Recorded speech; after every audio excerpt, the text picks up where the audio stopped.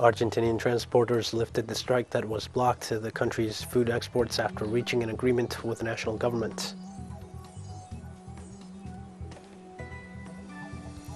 In Russia, President Vladimir Putin confirmed his intention to reorient its energy exports and reduce the use of the dollar and the euro to cope with Western sanctions. The death toll from South Africa's floods climbed to 341 as helicopters fanned out across the southeastern city of Durban searching for survivors.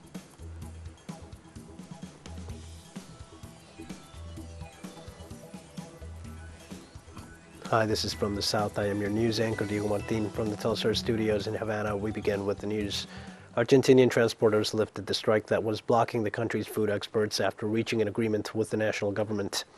The Federation of Argentinian Transporters lifted the strike it was carrying out to demand an improvement in freight rates and the full supply of diesel. After almost 4 hours of meeting, an increase of 11% in the transport reference rate was agreed upon until March, while for April a total increase of 20% was agreed upon, and the immediate lifting of the strike as well. Argentina's grain and byproduct carriers' strike paralyzed food and byproduct exports for 4 consecutive days.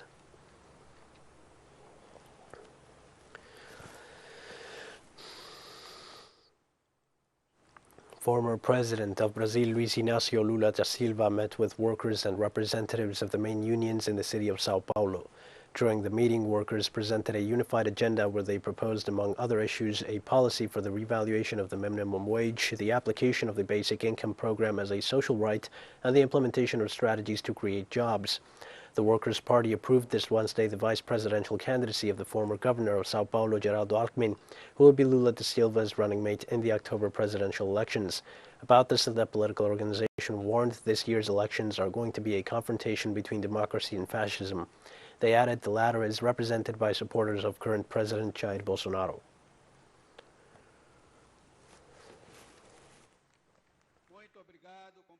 The biggest picture of a country's sovereignty is the quality of life of its people.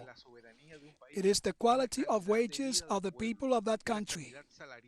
How can we talk about sovereignty in a country that is the largest food producer in the world, and we have 116 million people with some nutrition problem? How is it possible to talk about sovereignty when there are 19 million people going hungry? How is it possible to talk about sovereignty in a country that is the largest producer of animal protein in the world, and people are left looking for chicken carcasses or meat bones in butcher shops to mix at night? Now, former Brazilian President Lula da Silva and presidential candidate also emphasized that during his government it was demonstrated that the increase in salaries is not the cause of increased inflation. I want to tell you that it was thanks to you, to the labor unions, in a meeting we held in Brazil, that we started to increase wages every year. We factored in inflation and gave real salary increases every year according to the GDP growth. In this way, we proved that increasing the minimum wage did not necessarily mean increased inflation. We proved that increasing workers' wages did not cause inflation, because wages increased, production increased, wages increased, but also employment grew, and the production of consumer goods also grew. That is why we established the inflation target, and it was met for the whole time we governed this country. And vice presidential candidate Geraldo Alckmin said thanks to the working class, Brazil has a popular leader such as Lula da Silva. Brazil is here, united in this serious moment in which we have a government that hates democracy, a government that admires the torture that makes the people suffer. It is in this moment of unemployment, of empty stomach, of inflation, of hunger, of death, with 662,000 dead, that Brazil is getting stronger. Today, in this historic meeting with the most important trade unions present, I want to tell you that I have come to contribute with my small and humble efforts, but with my heart and enthusiasm for the benefit of Brazil. Your struggle, the trade union struggle, gave Brazil the greatest popular leader of this country, Lula. Lula. Long live Lula. Long live the workers of Brazil. Bolivia and Chile concluded their pleadings before the International Court of Justice of The Hague for the dispute over the use of the Silala waters. On the previous day, the Bolivian side asked the court to declare the right to the canals on the Silala that are in its territory, the recognition of its sovereignty over the waters, and to carry out maintenance tasks. The Bolivian delegation also demanded that the organism declare the sovereignty of La Paz over the artificial flow of the waters of the Silala and recalled that Chile has not acquired rights over this water flow. On the other hand, on Thursday, Chile is expected to close the second round with its oral arguments to respond to the counterclaims made by Bolivia.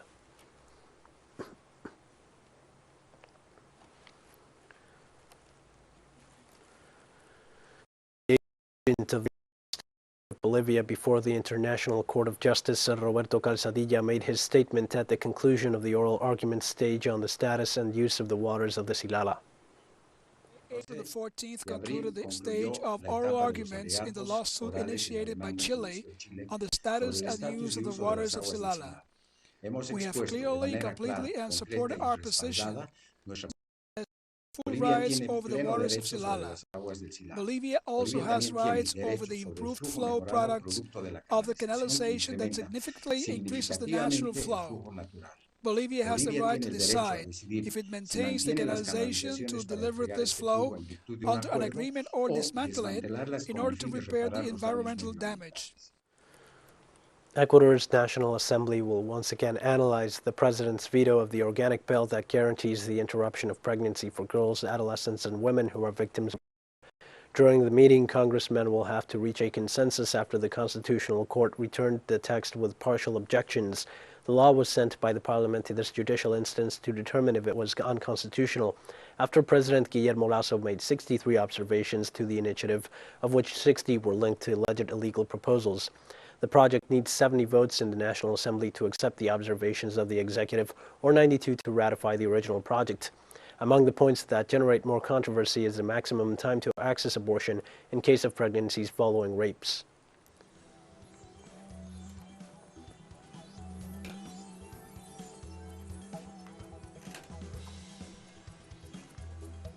We're going to take a short break now. Please join us again after this.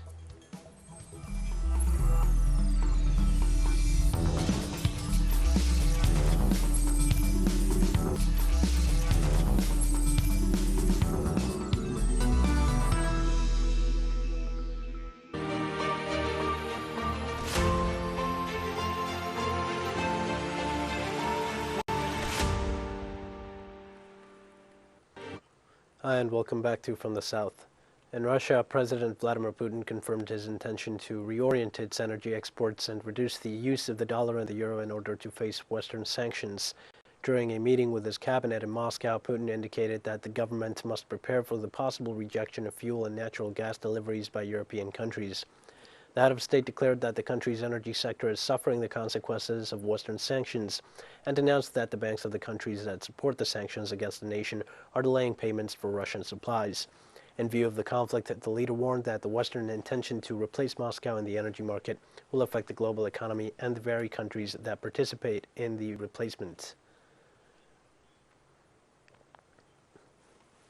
To diversify exports, we will proceed from the fact that in the foreseeable future, the supply of energy resources in the western direction will be reduced.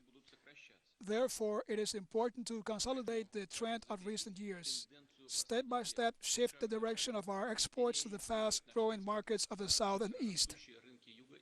The Russian Defense Ministry revealed new data on more than 500 U.S.-sponsored military biological projects in Ukraine and other countries. The Defense Ministry announced the names of those involved in the implementation of United States military biological programs. Authorities detailed that there are already testimonies about dangerous biological experiments conducted by the United States on patients of hospitals in Kharkiv. At the same time, they indicated that the Technical Scientific Center of Ukraine can create an unfavorable biological environment in Moscow, Europe, the Black Sea, and the Sea of Azov. During the period 2014-2022, the Technical Scientific Center of Ukraine implemented more than 500 projects in such countries as Georgia, Moldova, and Azerbaijan.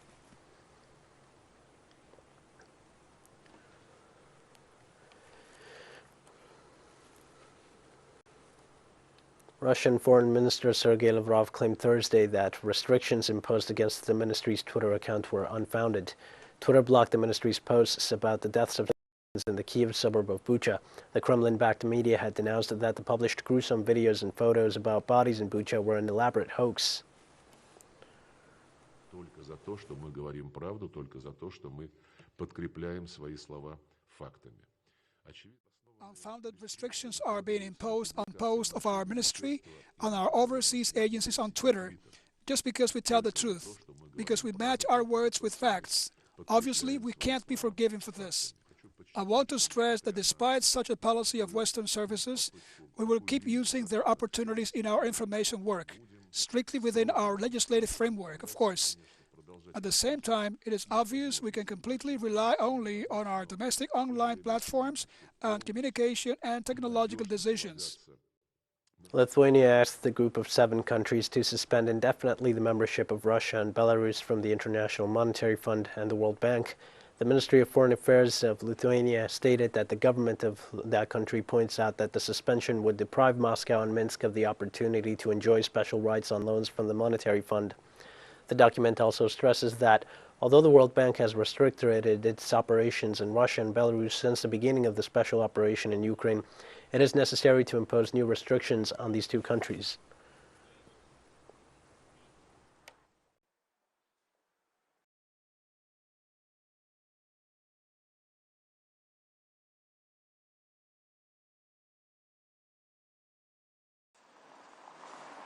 Еще не было.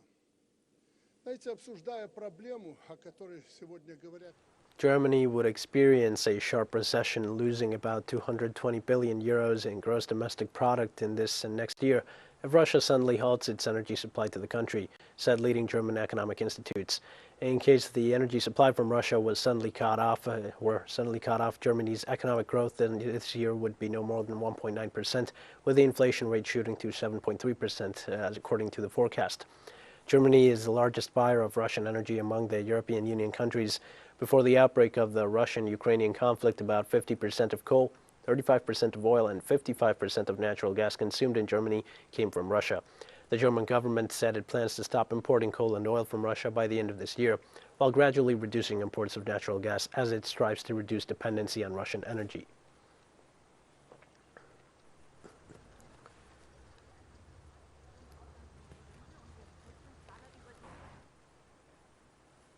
China rejected the unexpected visit of a bipartisanship U.S. congressional delegation to Taiwan. The spokesman of the Ministry of Foreign Affairs of China, Zhao Lijian, called on the members of Congress and other politicians of the United States to respect the principle of one China as well as the sovereignty and integrity of the country. Regarding this, authorities of the Asian giant assured that they will take the necessary measures to respond to these meddling actions of the White House, as they put them. On previous occasions, Beijing denounced that Washington is trying to destabilize China by using Taiwan as a tool.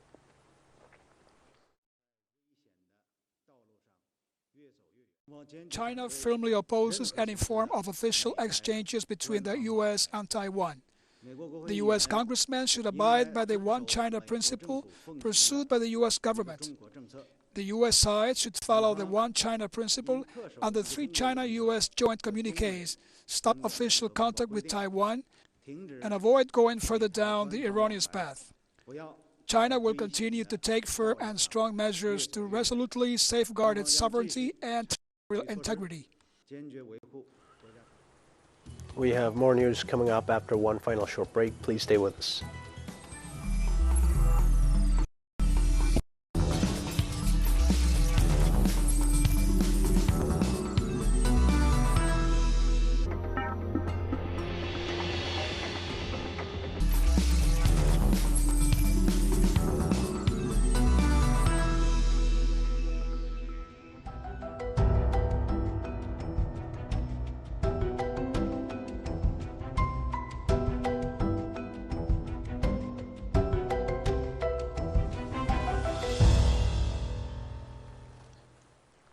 Hi, and welcome back. On Thursday, the death toll from South Africa's floods rose to 341 as helicopters fanned out across the southeastern city of Durban searching for survivors. With roads and bridges washed away by the rainfall, rescuers battled to deliver supplies across the city, where some residents are without power or water since Monday. The air support was pulled from military and police helicopters, but also a fleet of volunteers, private contractors, and schools. The government did not give any indication of how many people are missing. City officials predicted that the bill for damage will run into billions of rands.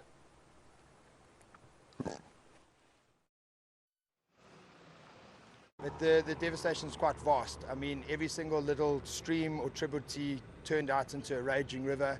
There's a lot of houses that have collapsed, a lot of buildings that have been washed away. The community is affected in a massive way. I think it's going to take, I've been working in search and rescue for almost 20 years. I am a Natal boy, so I'm from here, and this is the worst disaster that I've seen hit Natal in 20 years.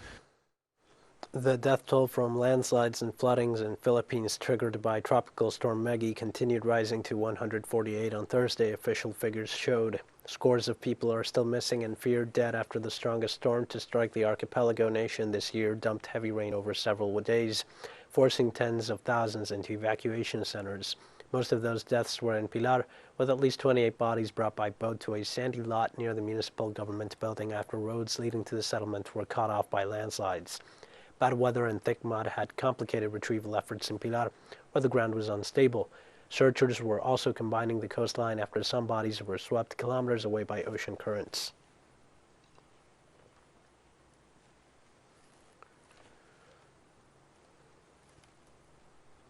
Kenya warns oil marketers in the country against attempts to sabotage its economy. This comes a day after the general manager in East Africa of French fuel supplier Hobbies was expelled from the country following days of fuel shortage that have created long lines of waiting at fuel service stations.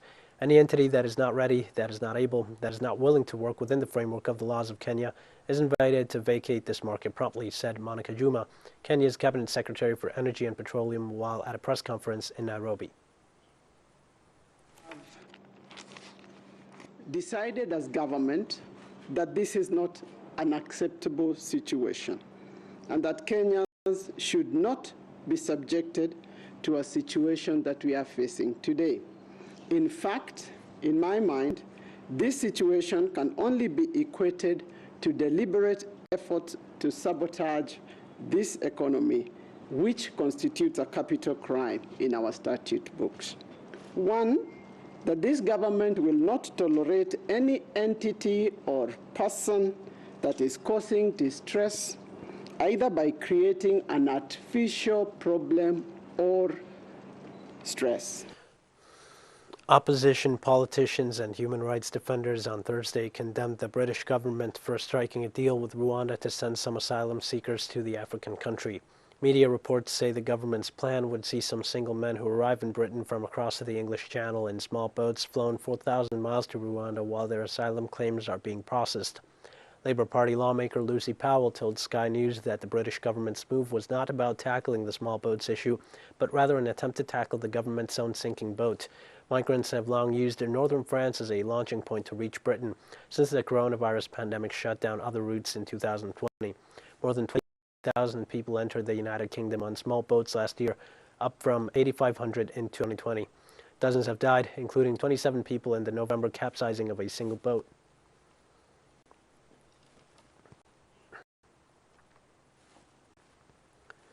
Countries in North America and Europe are grappling with the worst inflation in decades as global energy prices are hiking amid the ongoing crisis in Ukraine and Russia's special military operation.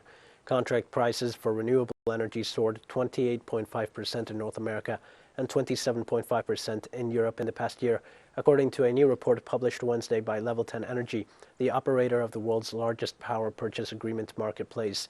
Energy prices in the first quarter alone grew by 9.7% in North America and 8.6% in the old continent, the report said. According to a Reuters analysis, the economic, logistical, and labor market disruptions during the COVID-19 pandemic have worsened since the outbreak of the Russia-Ukrainian conflict, reversing a decade of cost declines for green and renewable energies.